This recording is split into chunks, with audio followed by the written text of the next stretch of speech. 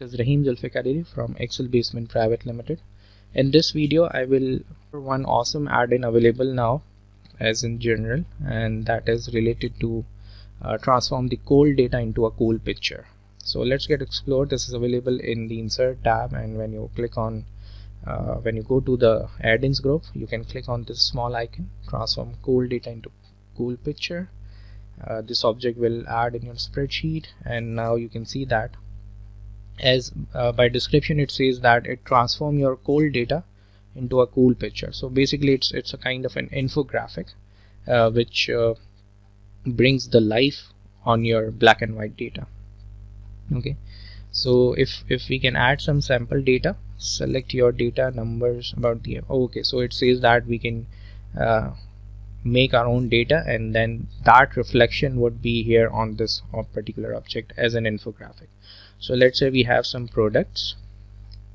So in products we have cups, mugs, jugs and glasses, and we have some quantity of these products as well. So I'm just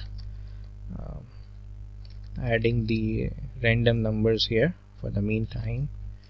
Okay, glasses are 100. Okay, so once we have this data, what we are required is we can click on select your data, and we